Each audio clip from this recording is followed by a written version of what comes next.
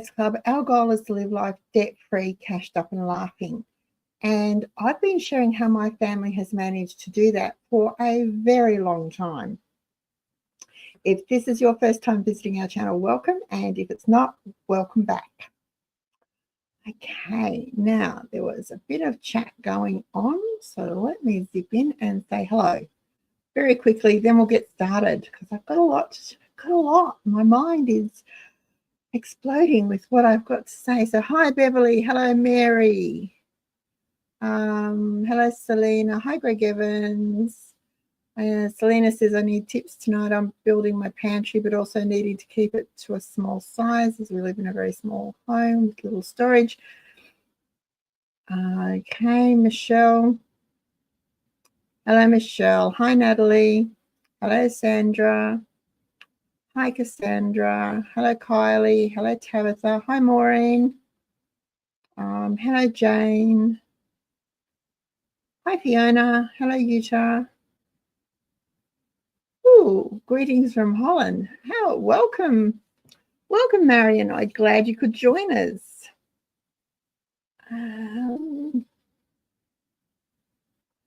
Hi Sylvia, did I say hello to you before? Greg Evans, I was watching a show today on TV about how many people are going to places like Oz Harvest.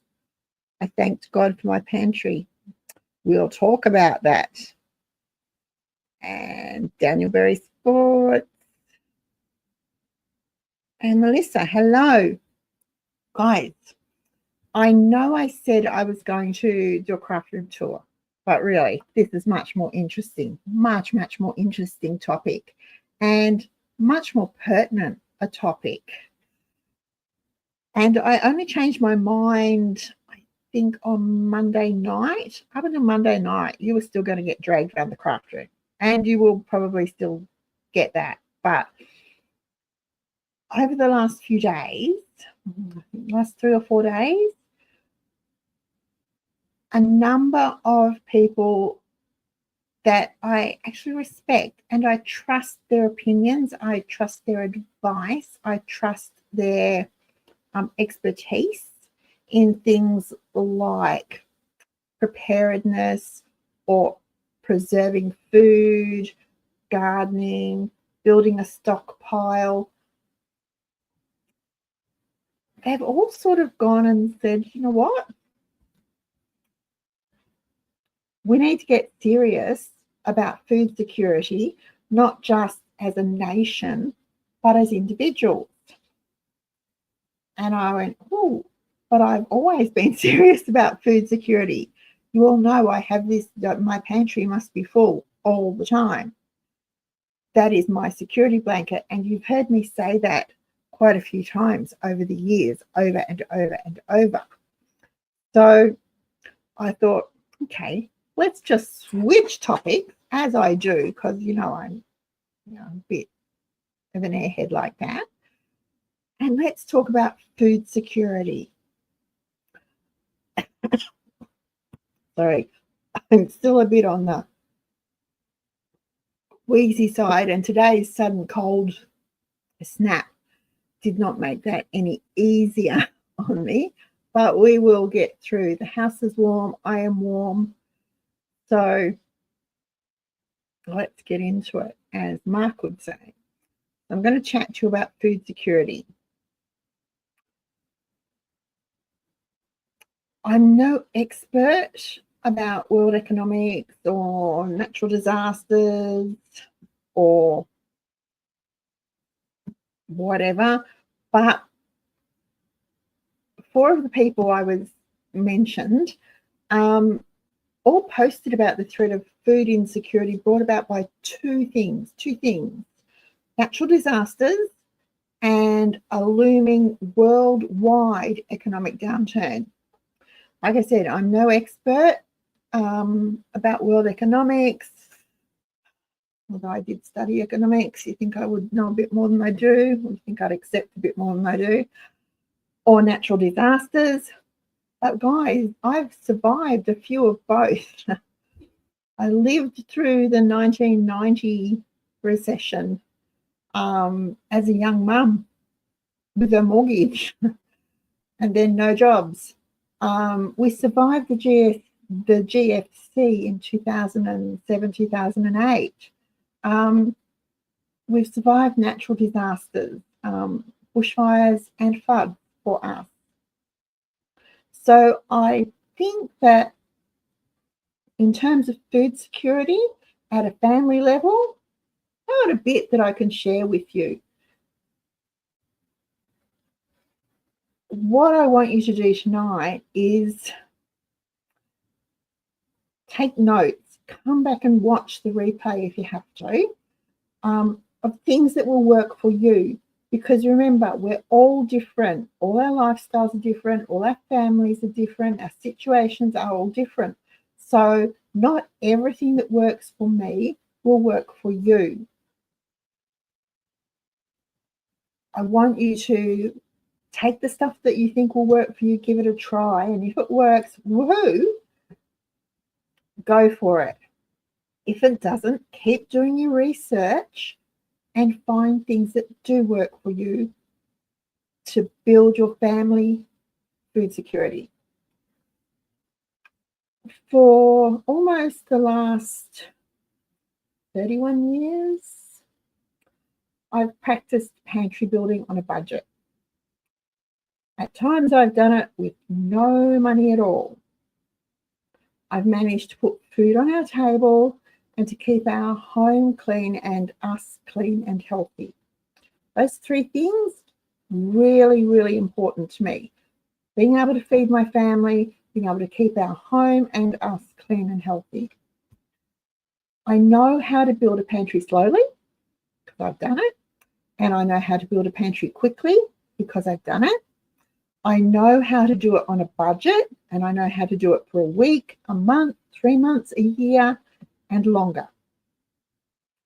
So while I don't consider myself an expert, I do consider my experience over the 31 years is worth sharing with you in the hope that it will at the very least encourage you to take some steps to build your pantry so that you never ever have to suffer food insecurity.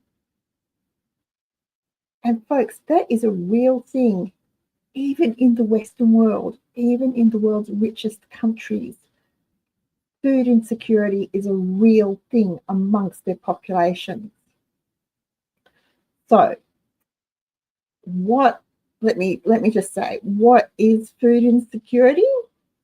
Well, according to the Australian Institute of Family Studies, food insecurity exists whenever the availability, I've got to read it to get it right, whenever the availability of nutritionally adequate and safe foods or the ability to acquire acceptable food in socially acceptable ways is limited or uncertain.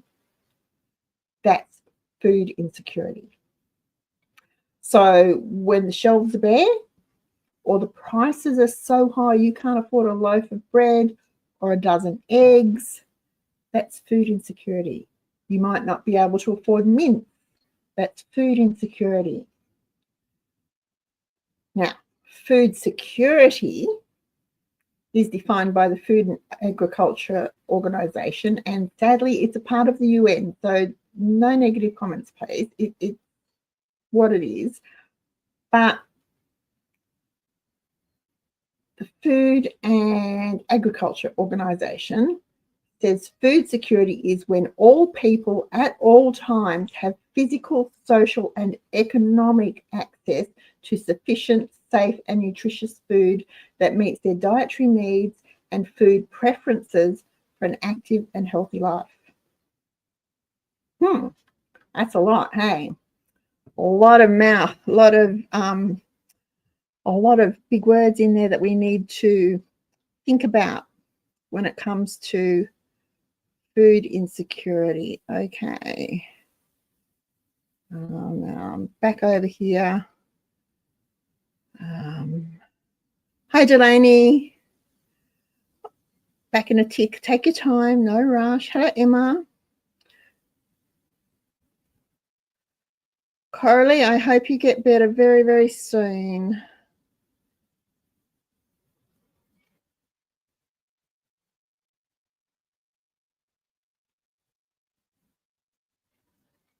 Okay. Greg's raised a good point. It says, his wife started cleaning out the pantry because she said they had too much. It does take a long time to build up a pantry. It does take a lot in terms of money, in terms of energy, in terms of brain power to build that pantry. So I understand your distress. I would be too. And I've battled that myself a couple of times. And yeah, it's a security blanket, but it's one that a lot of people share. Hi, Annabelle. How you going? Glad you had some rain.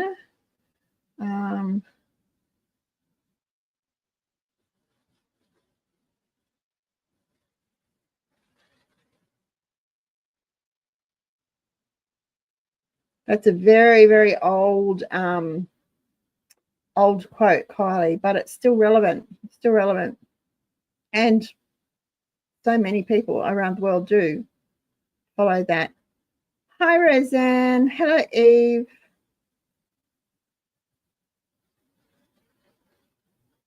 Eve managed to get petrol $1.50. Well done. Everywhere else,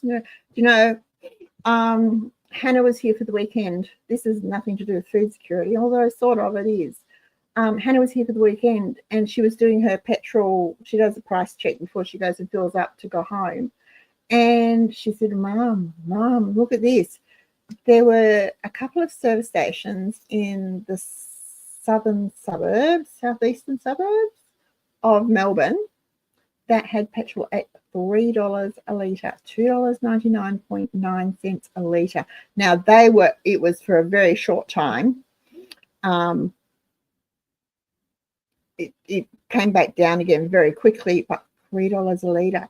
And we sort of had a chat about it, and I was wondering if that was a little test to see what the reaction would be if petrol hits $3 a litre. Ouchies. So well done, Eve.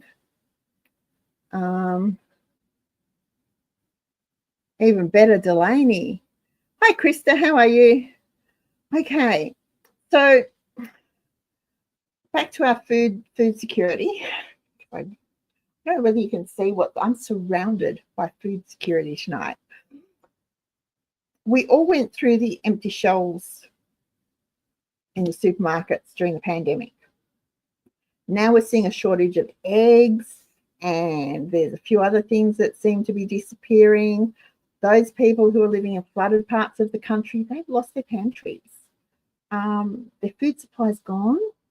And for the rest of us, because it's not just them that are going to suffer, for the rest of us, the food they produce in those areas is at risk, which means that the grains, the fruits, the vegetables, the dairy, the meat is all going to be in short supply for us. We've got the drought in South Australia and the drought in Victoria. It's causing crops to fail and herds to be culled. These things could lead to shortages and food insecurity. Shortages lead to food insecurity, even in Australia. The Western Australian reported today that there is a threat of dairy shortages throughout the country. I would say they're a given, guys, due to the floods and the drought. And the prices are simply going to go up. And that's not supermarket price gouging. I know there will be people that go, oh, they're price gouging. It's simply what happens when a resource is scarce and demand is high. The price goes up. It's set by market demand. So be aware if you are looking for butter, if you're looking for cheese, milk products, especially the long life milk products, perhaps add a couple of extra to your shopping for the next few weeks and build up a stockpile of those things if you can afford it, because the prices will go up.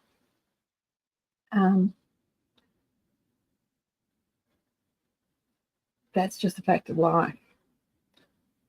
But we, as ordinary, everyday, cheapskating Australians, can have food security quite easily. And often we don't think about food security for what it really is. We think about it on a grand scale. You know, you've got a room with full of shelves, and it's packed to the ceiling with all sorts of, you know, buckets and buckets of beans and rice and wheat berries and powdered milk and long life milk and tins of foods and jars of meat and stuff. That is food security on a really grand scale. But let me show you how I do it for my family. We're a family of 4 from, say Monday through Friday, and then the weekends can be anything from 5 to 6 to 7 to 8, depending on who's here. So, you know, my weekend food bill can double if I'm not really careful. But we still have food security. So let me show you. And if you've got questions, pop them in all capitals, and I will be scooting through the comments as I go. So I'll try and catch them as I go.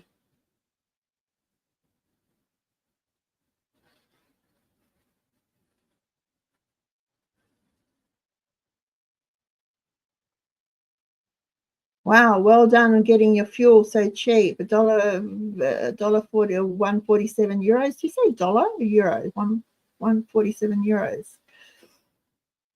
Much cheaper than Holland. Okay, right. So let's get back to the food security. I'm going to go through things that I need to get back into the fridge and freezer, because I'm going to show you guys that the packet of peas, corn and carrots in your freezer unopened is food security. It's your backup to the open one. You might only have one. It was upside down. So, oh, there it is, right way up.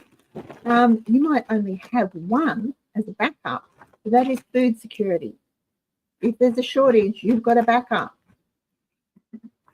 Just as last week, I canned the peas, corn and carrots. There they are, all nicely sealed. To make them shelf stable as a backup. That is food security. You've got that food on hand. It's for the future. You are going to use it. It's not just going to sit there. That's pointless. But it is food security. The other thing, food security, I went a bit cray-cray, is meat. I got this massive 4.668 kilo piece of tri-tip to can. That is what's going to keep me busy tomorrow. Getting that into cans so it can sit on the pantry shelf. That is food security. It took a good chunk of my meat budget for the quarter, but that is food security. That is building our pantry and giving us food security. Now let me pop these back in the freezer. I took them out just before. Click go live. And I'll try and jam this back into the fridge. For anyone that wants to know, it was $19.99 a kilo. I don't think I've ever paid that much for meat before, but this is actually really nice meat. My chip is really versatile. Okay, in we go. Done. Tri-tip's really versatile. It can be roasted. It can be diced and used as casserole meat. It can be cooked and shredded for tacos and things like that. You can roast it. It's really versatile cut. Buying meat in bulk is food security. It does save you money. It will save you time. It will save you energy, but it builds your food security. It increases your pantry, gives you that buffer. Okay.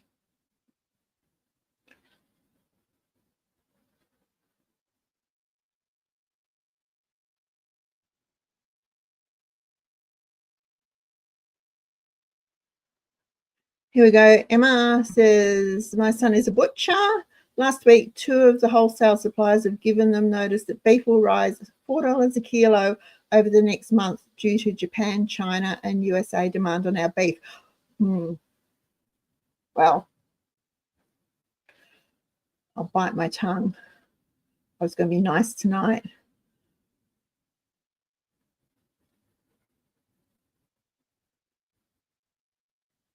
Kylie, electricity is going up in July. That's going to put the price of everything up. Manufacturers aren't going to wear the cost. They're going to pass it on to the consumer. The cost of lighting in the stores is going to be passed on to the consumer.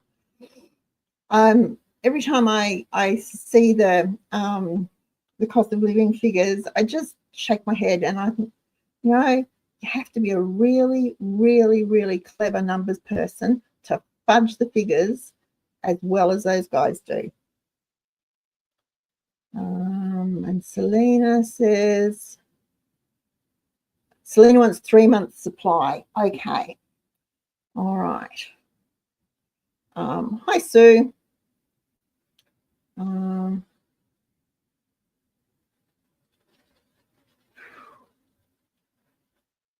Hi, Miss Aussie Thunder. 11:50 in the morning in Holland. Okay.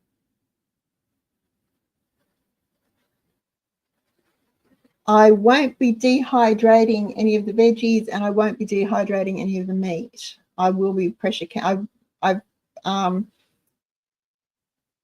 might do more veggies in jars if I have enough spare jars, but the meat will definitely go into jars so it's shelf stable. Now, another thing that is food security, much along the same lines as buying that huge piece of meat, is buying, well, I've actually got 2. Uh-oh.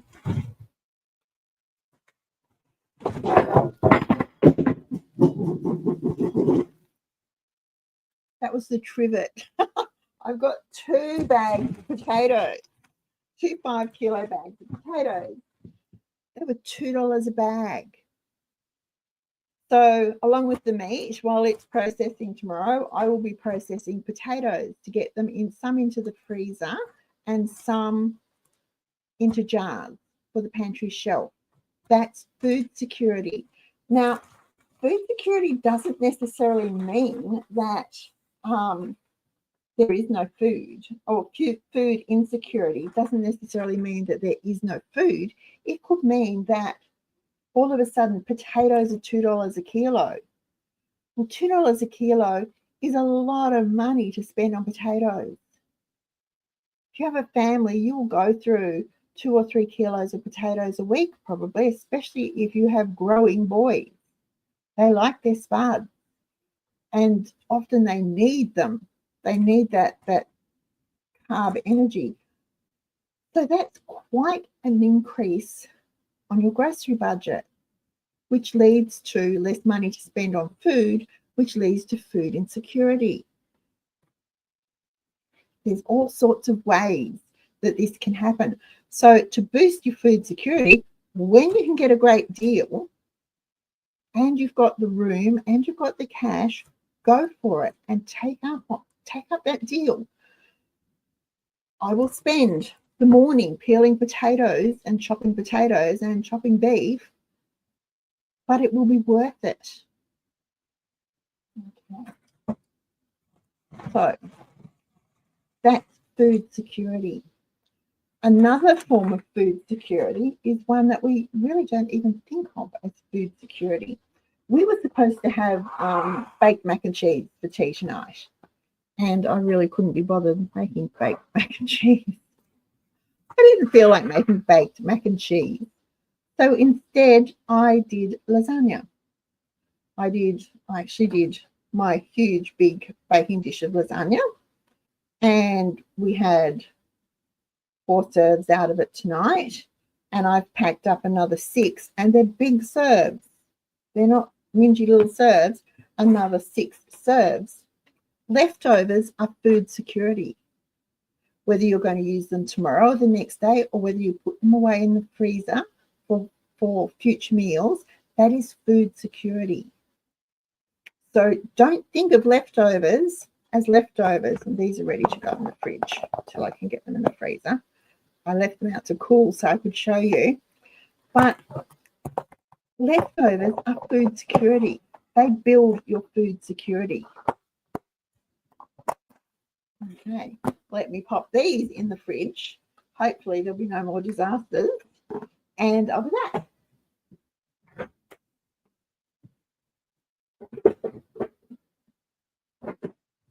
And in they go. There you go. That's food security. What does Fiona say?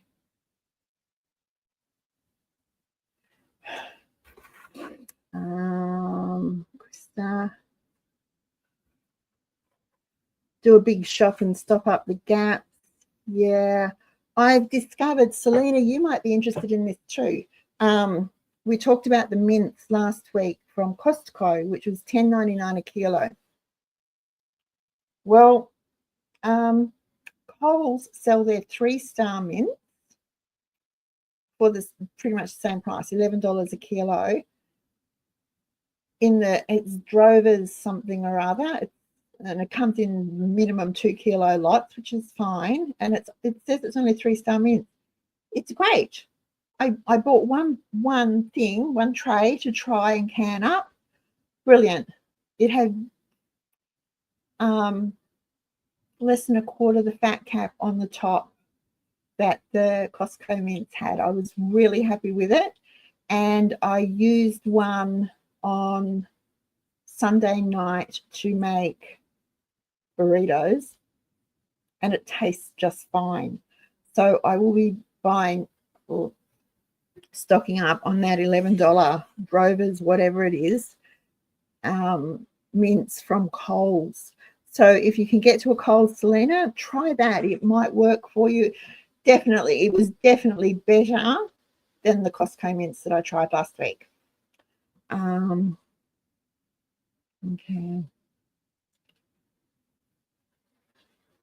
5:53 in upstate New York. Maureen says there's some good meat specials at Tasman Meats this week. If you're in Victoria, head over to the Tasman website and see what they are. If you're in Melbourne, outer eastern suburbs around Boronia, Bayswater, Farmer Joe's has chicken fillets for $4.99 a kilo. They're huge. They are huge. They're like 500 odd grams each. They're enormous. So I was able to get 3 schnitzels out of one, and I could probably, if the knife had been sharp enough, I probably would have been able to get 4. But they're huge. But for $4.99 a kilo, that's a really good price.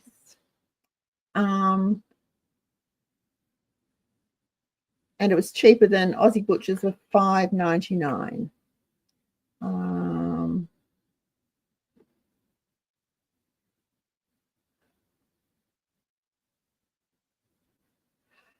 Krista, it was Costco. It's a Kirkland meat, and it's tri-tip beef.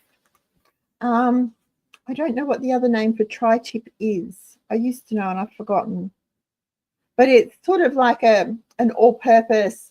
It's good for roasting. It's good for steaks. You can grill it or fry it. You can barbecue it. It's great diced up and used as casserole meat. I'm going to try and put some through my mincer to see what it's like as mince, although it would be very expensive mince. So that would be for something special, I expect, if I used it for that. Yeah, I got it at Costco at Ringwood, and it was $19.99 a kilo, which is actually cheaper than it was at the butcher, which is why I got it from there.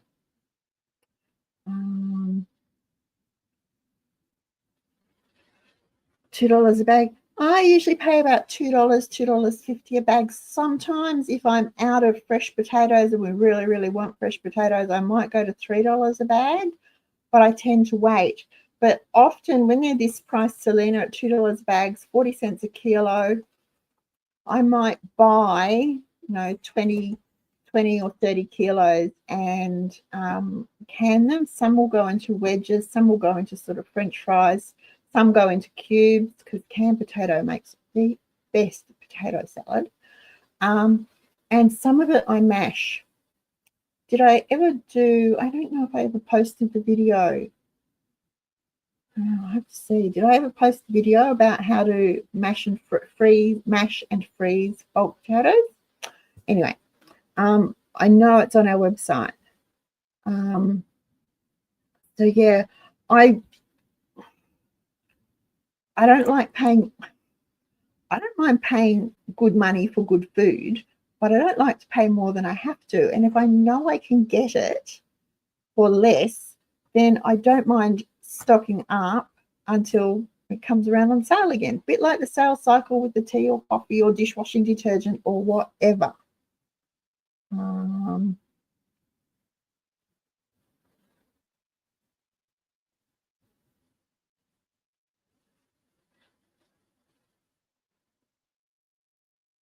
Wow, they must have been big potatoes. I really like big potatoes. Peeling little potatoes. I never buy chat. I don't get they give them to me, I might take them, but boy, I hate peeling chats. By the time you scrub them and peel them, there's not much left.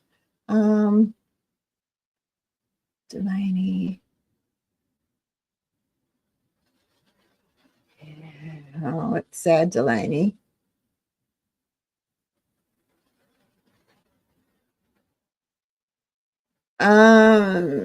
They might have been last season's, Fiona, and if they were, they've been kept in cold storage. You need to, when you're buying potatoes, just ask the question. If you're at the greengrocer, ask the question, you know, are these last seasons? Have they been in cold storage? Because if they've been in cold storage and they bring them out and they sit them in their shop and then you take them home and put them in the pantry, they're going to rot really, really quickly. They will just go bad. That is just the decomposition process. That's what's going to happen.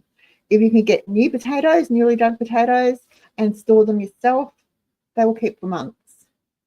When we were in Mariba, I think it was, we went to a coffee farm and they had Hessian bags.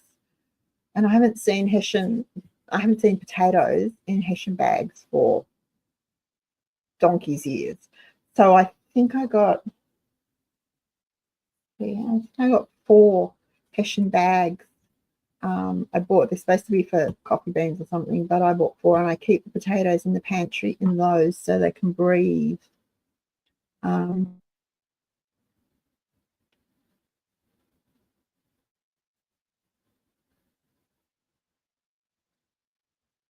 you go. Maureen says Tasman this week has regular beef mince for $9.99, so that's not bad. Well, that's good. $10 a kilo works well.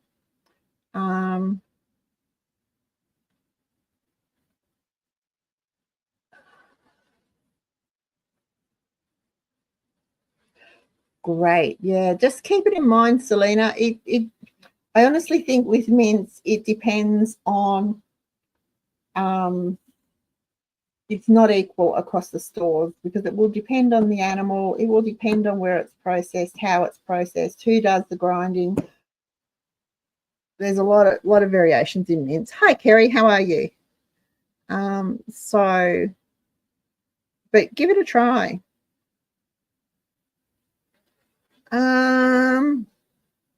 I thought she bought the I don't think it was tri-tip. I think it was rump.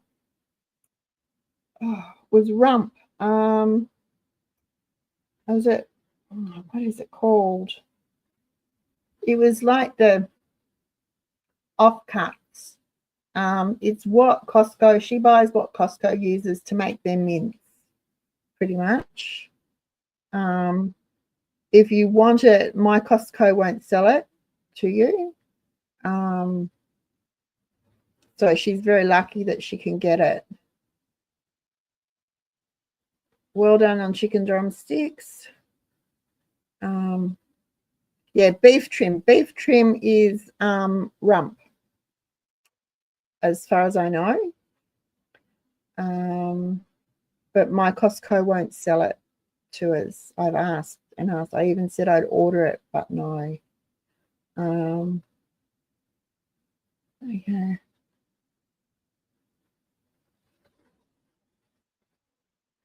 Okay, thanks, Eve.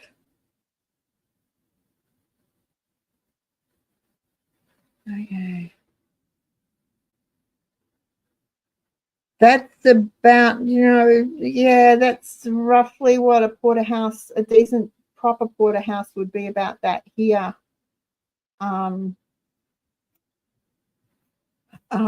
Roseanne, it's awful. The price of, we haven't had steak in,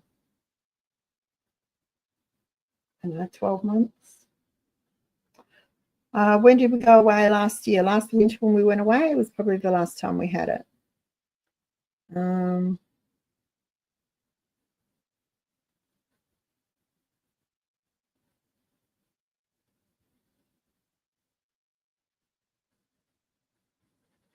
Excellent, Kirsty. Lots of people forget that you can render down beef fat to use it to make soap. It's one of the many homemaking skills that's been lost. All right, I need to get back to my notes. All right, so we've covered the potatoes. Let me move them out of the way. What else is food security? This is food security. This is just one of my jars. This is mixed herbs. I buy them in bulk. Apart from the fact that it's cheaper, it takes me about a year to use the kilo of mixed herbs that goes into this jar. I can't grow enough herbs for what I use during the year. I just can't. I don't have the space and I don't have the herb growing skill, but I can buy them in bulk and keep them. These are just repurposed Makona jars, guys. And that's a kilo. It will hold, if I pack it down, it will hold a kilo of mixed herbs. And that's food securities. Cinnamon. I've got an order in for cinnamon, nutmeg. Cinnamon, nutmeg, peppercorns, onion flakes. Again, I can't dehydrate enough onion flakes. I can't grow enough onions for us for a year. And I can't dehydrate enough onions for us for a year. I use dehydrated onion a lot in sauces and things like that. So I always have it on hand. But I was going to go to the store and get them, and then I noticed that it was free delivery on orders over $90, and my order came to $109. And so I took advantage of the free delivery, saved myself an hour and a half in travel time and fuel money. That helps our food security. This is food security. Zucchini pickle is food security. I used the zucchinis from our garden and made zucchini pickle. On the shelf, it's shelf stable. It's food security. If you make jam, it's food security. You're putting it in your pantry. You are adding to your food security. Ugly chicken, food security. Some of the minced beef. This is the Costco mince. See the fat cap on it? Food security. It's shelf stable. They're shelf stable. They don't need to be refrigerated until they're open. And the best part is, once they're open, they are cooked. They are ready to eat. You could eat it straight from the jar.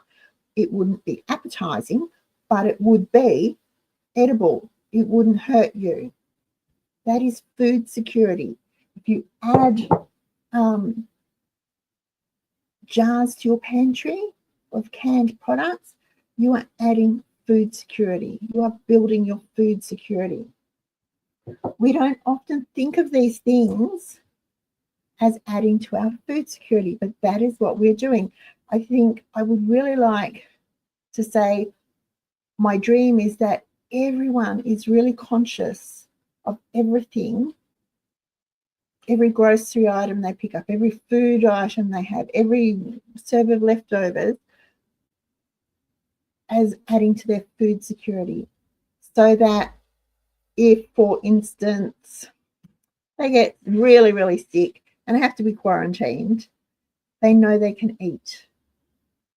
If they lose their job and there's no money for groceries, they have the security in that their pantry is full. They know they can eat for however long they have built up their pantry to. That's food security. I currently have 64 packets of spaghetti. That's over a year's worth of spaghetti for us, but that's what's in the pantry at the moment. That is food security. Does it take up much space? No. It's in a one of those white Kmart laundry crate things. I don't know what size. It's not very big, and I just stand them up on end in rows. That's food security, folks. We have pasta, we have water, we've got something to eat. What else? Tins. I don't use a lot of tin things. I have a lot of tins on the shelf, but in terms of variety, I don't use a lot. But a tin of chicken soup is food security. A tin of tomato soup is food security. Tin of diced tomatoes, food security. Now, these are the Woolworths Italian diced tomatoes. They're really nice diced tomatoes. The big tin is $2 a can for 800 grams. The 400-gram can is $1.30. I think, anyway, it's cheaper to buy this one by 20 cents or so, I think. So if you use a lot of tomatoes, tin tomatoes, and you do double up cooking, that's a good thing to remember. And it's food security. Now, what did Maureen just say? She's got peppercorns.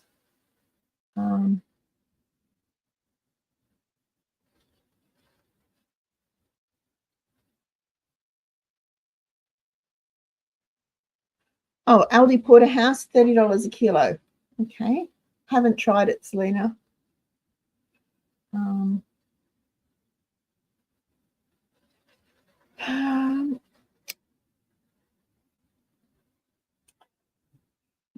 Well, are we being ripped off?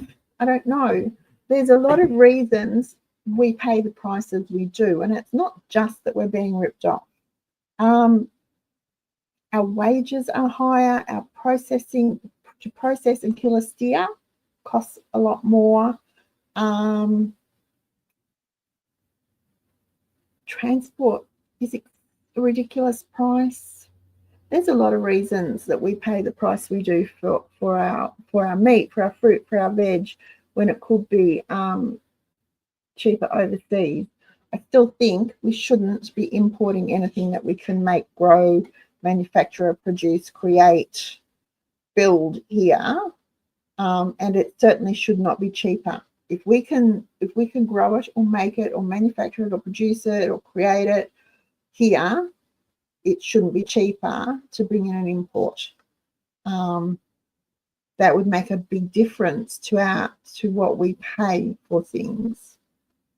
Maureen has a packet of peppercorns in the swap pile for cards. Oh, thanks. Yes, I would. Thank you, Maureen. I use peppercorns a lot.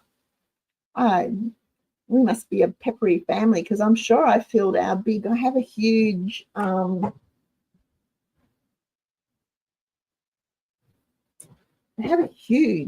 grinder, that pepper mill, that Wayne's mum and dad brought me back from Tassie on one of their trips years ago, and I fill this up. I seem to fill it up every month or so. So anyway, so I'd be very grateful if you wouldn't mind Kylie says, my garden is part of our food security, currently in excessive eggplant harvesting. Yum. Okay, well then yes, because okay. This is food security. This is food security. All these little packets of seeds are food security. Your garden is food security. Best of all, you get to control what you grow. It's food security. Gardening is hard work. I'm going to be honest, it's hard work. You've got to weed and you've got to dig and you've got to turn stuff over and you've got to water and you've got to squash snails and look for slugs and fertilize and trim things back. It's hard work. But the benefits are amazing. And I know that there are people who go, it's not worth it. It costs too much to set up. They're doing it wrong. They're doing it wrong. They're trying to be all pretty and YouTube worthy straight away. Start small. Start with some spring onions and some chives. Plant some parsley. If you do use garlic a lot, get some garlic cloves and pop them in a pot. It's probably maybe 25-litre pot. Fill it with some, I like to put potting mix in the bottom and then veggie soil on the top and give it a stir through for pots. Plant your garlic cloves and do them in a snail. So you can start in the middle and work out so that you do them like a spiral and they will grow beautifully in your pot. And you will have probably enough for 6-7 months in one pot, depending on how much you use. Because garlic keeps for a very long time if you store it properly too. Gardening is a great version of food security. I have these too, because I'm going to drip everywhere here. I'll show you. I don't know if you'll be able to see. You see the price on that? 50 cents. 2 little spinach plants. I've got them sitting in a saucer of water, so they're dripping. 2 little spinach plants. I was just browsing the nursery the other day, and they were on the throw-out trolley for 50 cents. They looked terrible. But I thought, well, you know what? There's $1. And we eat spinach. I use a lot of spinach in our sandwiches. I put spinach in our focaccia mix, all sorts of things. So I've got them soaking in a sea salt and water mix, trying to perk up. They're coming up quite nicely, and I'll pop them out over the weekend. That adds to your food security. So that was $1. Now, spinach is a bit of a cut and come again type plant. So you pull off a few leaves as you need it, and it just keeps growing. It's really good. That is spinach. It's not silver beet. It is proper spinach. So your garden is food security. If you can grow just 1 or 2 things that you use, if you can grow lettuce, if you can grow a couple of tomato plants and a cucumber, you've got your salad covered for the summer. It's food security, so that because we're not getting Bundaberg tomatoes or we're not getting whatever lettuce or wherever because of whatever weather event has happened, you'll have it in your garden. You've got the food and you're not paying the inflated prices brought about by the scarcity. You have food security. It's really important to think of it like that. It's not just growing food. You're giving yourself food security. You are creating a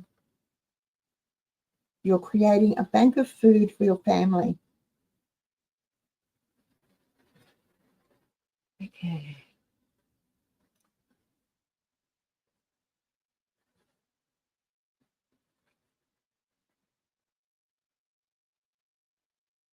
Well, your grocery money should be covered in your, if you've got an emergency fund, your emergency fund should cover all your living expenses for however long you want it to last, whether it be a fortnight, a month, 3 months, 12 months, whatever, but all your living expenses. So that covers your food, not just the rent or the mortgage, the loan repayments, the school fees, the pharmacy bills, the insurances, things like that. But your grocery money too, gas, electricity, water, grocery money should be included in your emergency fund calculation so you know how much you need to put away to have that buffer. My slush fund purse is empty. There's not been much in the slush fund lately. I've been using it when it gets to a reasonable amount.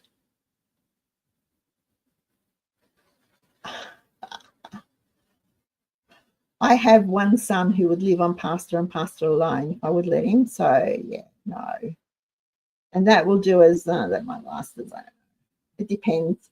I know this says, this is a 500 gram packet, Greg, and it says it's 5 servings, but there's no way we would eat that much pasta with between the 5 of us. It's probably maybe 3/4 of the packet. No, don't know that. It's probably 2/3 of the packet I'd cook for us. And that's more than enough pasta. 100 grams of pasta, that's a lot of pasta. Sorry, Selena, I got sidetracked again. Your grocery emergency money could be a slush fund purse if you wanted it to be, and you just don't use your slush fund until it's an emergency.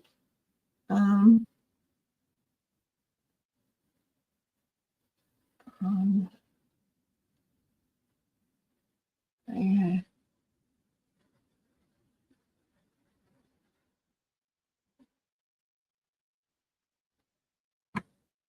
Well, okay. Meat going to Japan, especially Japan, is there's a whole process. Wayne worked at the Ladysmith feedlot for a while, and the meat going to Japan was kept separate. The cattle that were going to Japan for meat were kept separate. They were fed differently. They were treated differently. And then they had different, within that particular, those particular pens, they were divided into different things too, because they had different levels of whatever.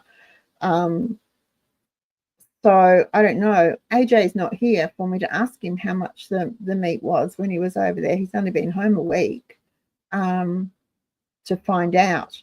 But there's a whole process that goes into it to make it whatever the price point is. I don't know. I don't know, Fiona.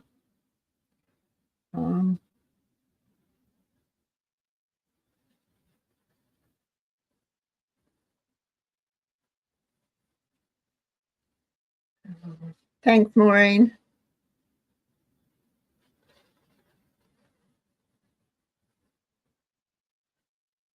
Chickens will be food security if they don't keep up the lay. Well, you know what? There's nothing, they're not called old boilers for nothing. They do make good soup. Great stock. It's been a really hard probably 18 months, Krista. My garden last summer was terrible. The summer before was terrible. Last winter wasn't too bad, but it wasn't as good as I wanted it to be. This summer was a write-off. This summer I struggled to get anything to grow. It didn't matter what how well I fed it, how much I watered it. I could go out and talk to it. Maybe that was the problem. I just struggled to get anything to grow this summer. And every little thing I brought in was a win. The only thing that did really well were the raspberries and I absolutely neglected them. I just let them go, and I harvested, I think, about 5.5 kilos of berries off those few canes in that bed. So I was really, really pleased with that. But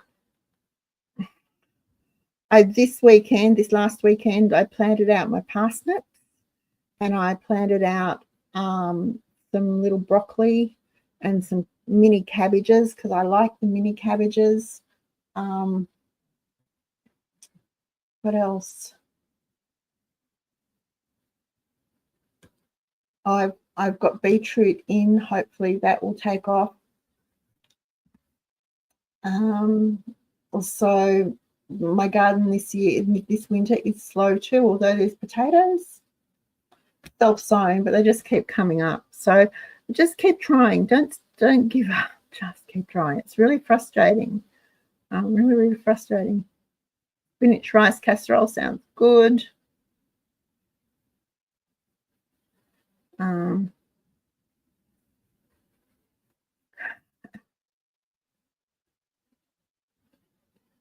They never go astray. It's not an oops. It'll never go astray.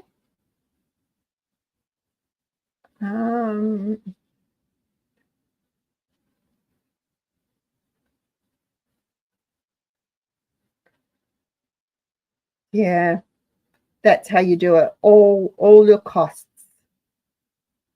have to be included in your emergency fund,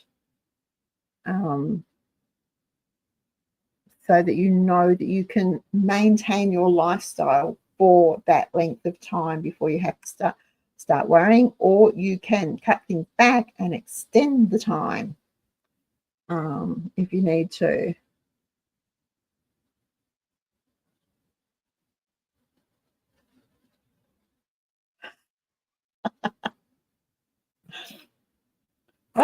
That's just the spaghetti. I do have twists, and I've got some shells, and Hannah brought Coles brand dried lasagna sheets.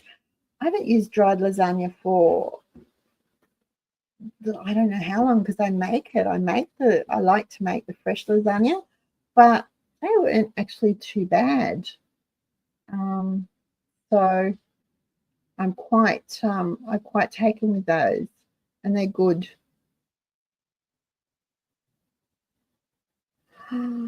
Oh, Ladysmith, it's such a nice little tiny town. So you went up the highway, okay, and turned off.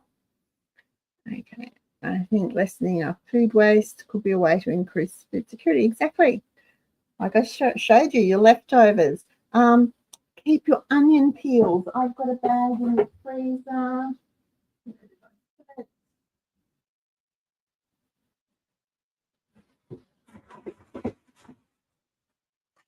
A bag in the freezer where I stash the onion peels, so that when I'm making stock, I toss them in the stock pot. Same with the carrot peels. I toss them in a bag in the freezer, and they go into the stock pot. Then that goes into the compost. I try not to waste anything, because it's all adds to our food security.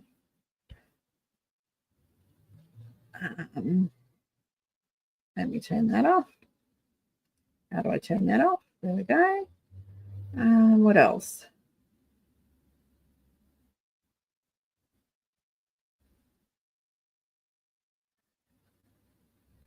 $60,000 hectare feedlot, and yeah, they're very particular about their beef, the Japanese. Can't say I blame them. I'm a bit fussy myself, but they're very particular. Clear out the fridge soup works well, yes, and it adds to your food security, because you are using everything up, and it means you're not wasting money. There is nothing more depressing than having to put food in the bin or even the compost, because you are literally putting money in the bin or money in the compost.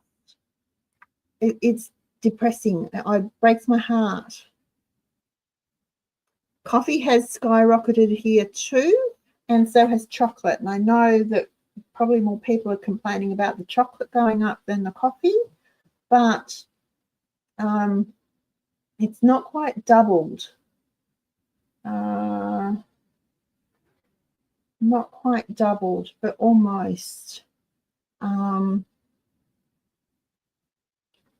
Potato skins. Yes, we call those hot lips. If you put, Greg, if you put hot paprika on them, like peel your potatoes, save the skins, give them a wash and whatever, pat them dry, and then toss them with some salt and some hot paprika and fry them up. We call those hot lips.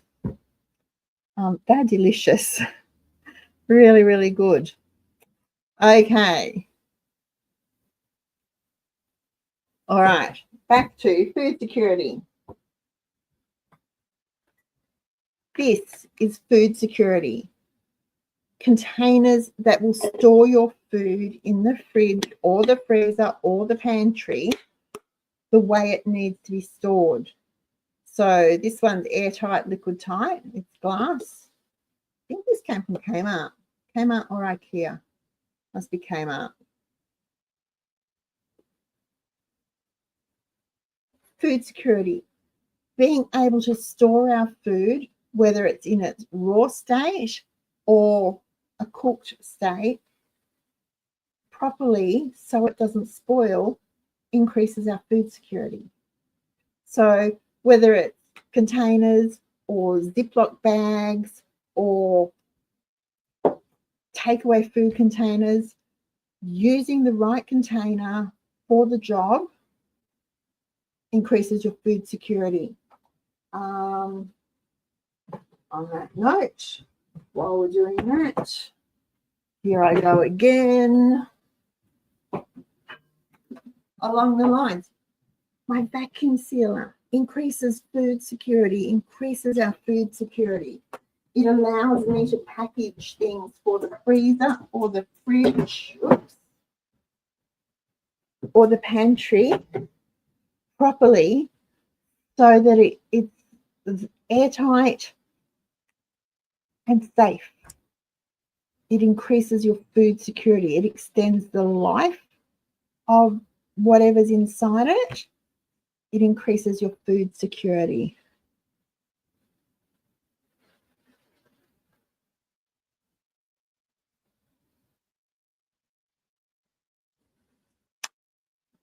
Buy some Ziploc bags and put them in zippy bags. I send stuff home with Hannah all the time in Ziploc bags.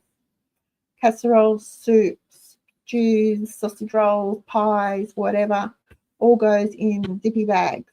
If it's a soup or something running, I freeze it flat for her and she just puts it straight in her freezer. Try zippy bags, Selena, because I would be the same. I'd always be ringing her up and saying, don't forget to bring back my container. Woohoo!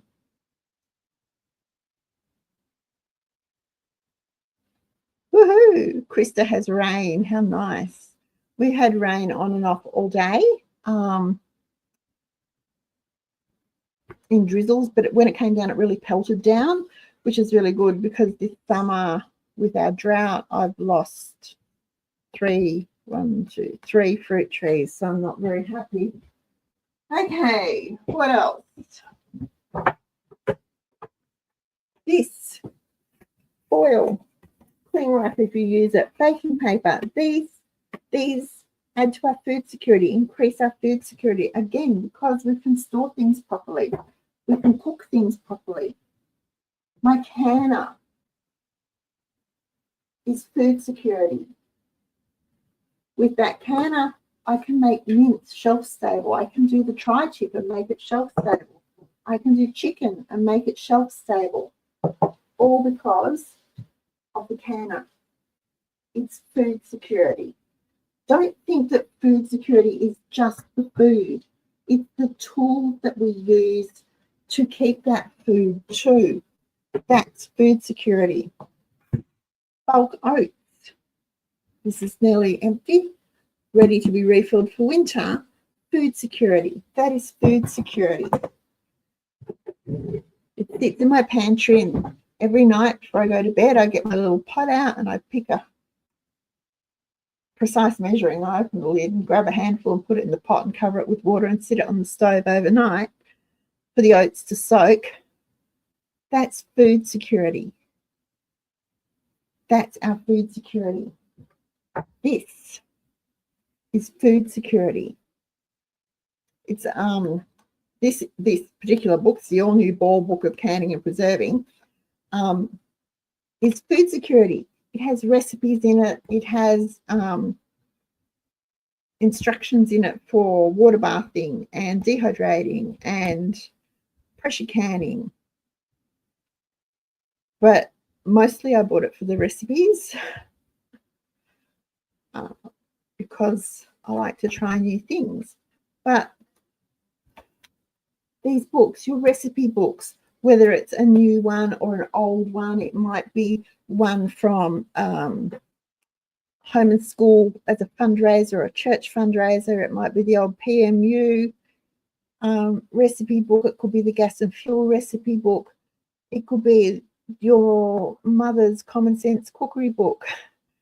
They are all food security because they show you, especially those old books, they show you how to not only prepare the food, but store it and keep it. So they're food security. It's all food security. It builds your pantry.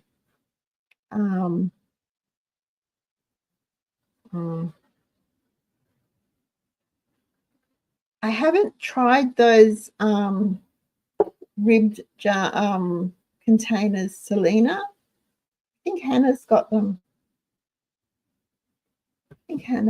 She said they were good. But I quite like that. I like, okay, my old arthritic fingers really need this type of lid. So any sort of lock and lock style lid that I can get on and off easily is important these days. I wish I had some of the old-fashioned push in the middle Tupperware, but I don't. No return of containers, no more coming. Okay.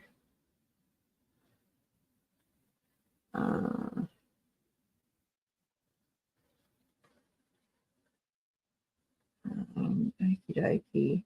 Yeah, I love my vacuum sealer and my pressure canner and my dehydrators. They do.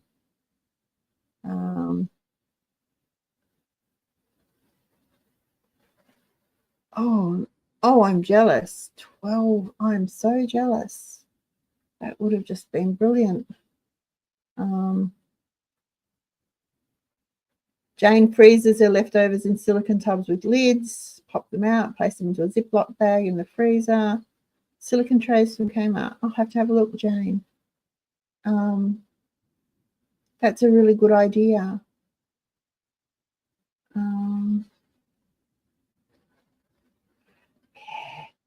Oats in the morning, Maureen, aren't they the best? They're so warm and smooth. I stand there and stir them so they're really smooth and creamy, and then they're warm and just delicious. The Grafton Telecom Exchange cookbook from 1992. I love it, Natalie. I absolutely love it.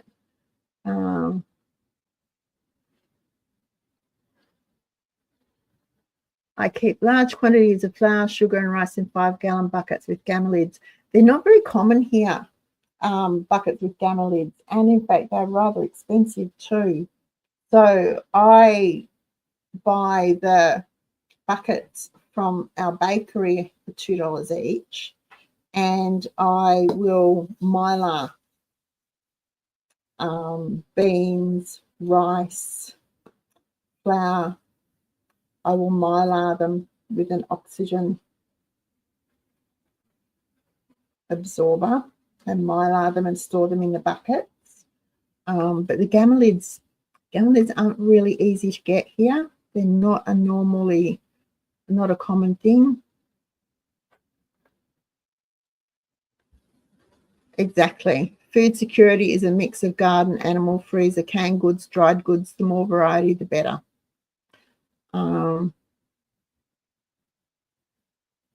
Semolina, yes. And you know what? If you want a real treat, Eve, put a blob of plum jam or raspberry jam in the middle of your semolina and stir it up. Delicious.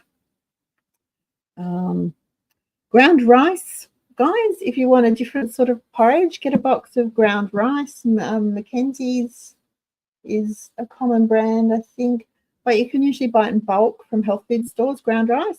Mix it up, make it up like a porridge with milk, and it's delicious.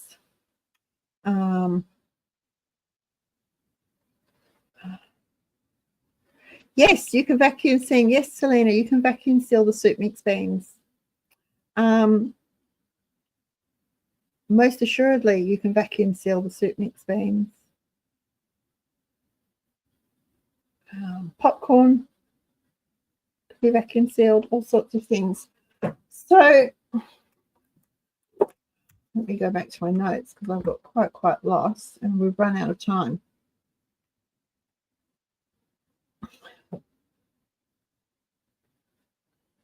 Okay, so all these things are food security. They're all, if we look at it that way, they're different. You wouldn't normally think that, you know, a packet of seeds is food security, but when you think about the ability to grow that food for you and your family to have for whatever reason, and it doesn't necessarily mean that there is a shortage or whatever, but you being responsible enough to take care of yourself, being self-reliant and self-sufficient, that goes a big way towards overall security. And that includes your food security. If we're proactive and we build our pantries with ingredients that we need, that we use, that we like, we will have food security. Yes, you'll have to put some effort into building your food security. You'll have to put effort into building your pantry and your stockpile. You'll have to actually, oh no, get up off the lounge and turn off social media and get to work. It takes time to plan, and maybe next week we'll go over that. And it takes time to create a to-do list to build your food security, and that will include a shopping list, and maybe we'll do that next week too. It's going to take time to gather the food and the seeds and the plants and the tools that you need, like the vacuum sealer or the pressure canner, or even a good, gosh, I'm up and down like a bee in a bottle today, even a good can opener. You know, that if you can't open the can, there's no point in having them. It's not gonna, if you can't open it, there's no food security. If you can do those tools, get those tools, you can build your food security. It's not going to happen unless you make it happen. And I know you can do it, because if I can, I know you can. I started way back when disaster struck.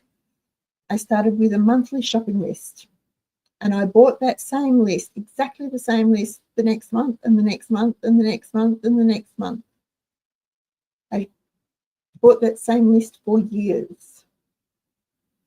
And I know that I've told you before, if price went up on something, I had to find a cheaper version of it, or I had to put something back because I did not have the money. I had $200 and that was it. Once that money was gone, there was no more. There was no more. So that perpetual shopping list that had the same things in the same quantities month after month after month built our pantry. It built it slowly, and it did that because some months I wouldn't bake as much, so there'd be flour left over or sugar left over. That's okay. It meant I had a bit of a backup till eventually there was probably a month's worth of just about everything in the pantry as a backup, and that was the start of my stockpile. That was the start of our food security. It took a long time and it took hard work, but it happened, and it made me feel so much better knowing that I could put food on the table for my babies and not have to worry about it. we all need to build our pantries based on what we need and use and like.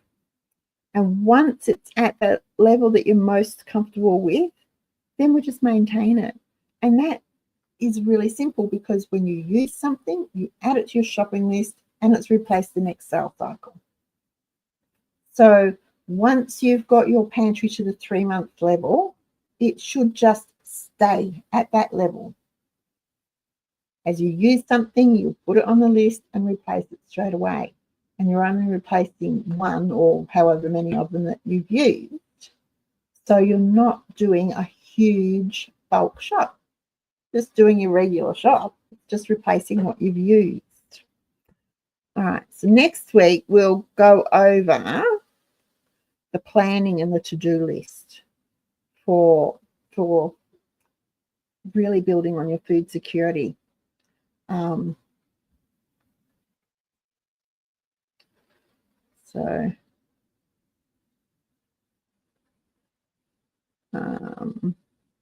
barbecue or a gas burner stove is food security. Yes, it is, Fiona.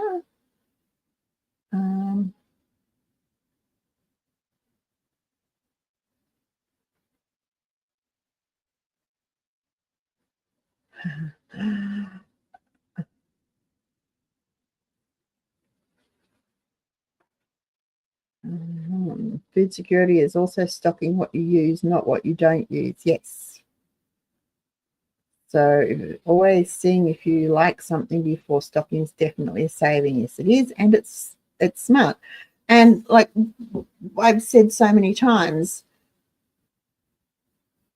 try the cheaper brand. If you don't like it, you can always go back to buying your regular brand when it's on sale. So try it. If you do like it, then you've found a way to save some money, and that spare money can go into your slush fund, and you can use your slush fund to build your food security.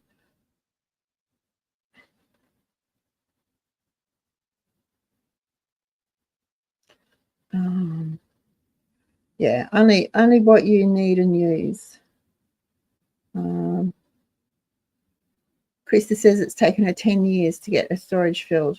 It does. It's slow. Unless you're going to win lotto on Thursday night. What is it? Powerball on Thursday night. Or you suddenly have an inheritance or something where you've got thousands of dollars to spend. It's going to take time to build your food storage and your foods and gain that food security. But start small. Aim for 1 week. Then go to 2 weeks. Then build it to a month. Once you've got it a month, aim for 3 months. If you're comfortable with having a 3-month backup, great. That's a season, so that should, that's 12 weeks. If you want to increase it, then increase it. But it's going to not happen all at once, and it will be bitsy, because the potatoes were on sale this week. So I can add potatoes, but the spaghetti wasn't on sale, so I won't be adding spaghetti. The tomatoes and chicken soup weren't on sale, so I won't be adding those. Apples are on sale, and we didn't get very many apples off our tree this year, thanks to the birds. So I got apples and stewed them up, so that we will have applesauce or stewed apples or apple pie for the winter. It'll be bitsy, which is why you need a plan, some sort of plan, whether it's in your head or on paper, preferably on paper because it's just easier to track. On the whiteboard on the freezer, doesn't matter. It's just going to take time to do it. It's not a quick, instant thing.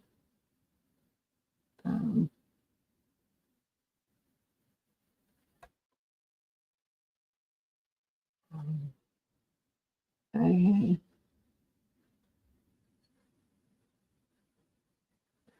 Yep. So our pantry is at the point we just need to buy sale items and essentials. So you're pretty much just replacing what you use to keep it full. And that's the goal. That is our goal, so that we have our food security and then we can maintain our pantry on our budget. Okay, I've gone way over time and I didn't really want to. I was going to try not to. Truly I was. Okay, so thank you for watching tonight. If I could ask before you go, please be sure to like our show. I have 68 people currently watching. If I could get 68 thumbs up, I'd do a happy dance. If you're watching on the replay, please give us a thumbs up. If you're not already subscribed to our channel, click the subscribe button so we can notify you of new videos and new live shows, and you won't miss out. You'll be amongst the first in the world to see them. And lastly, something you can do that will really help our channel grow is share this video. There's a share button that will send the link to this show to your friends and family, whoever you nominate, and that's it. We don't contact them. We don't annoy them. It's entirely up to them if they watch it or not.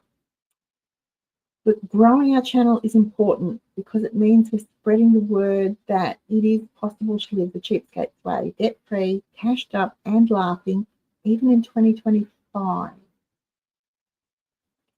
Okay, have a wonderful week, everyone. And until next time, happy cheapskating. See you on Tuesday.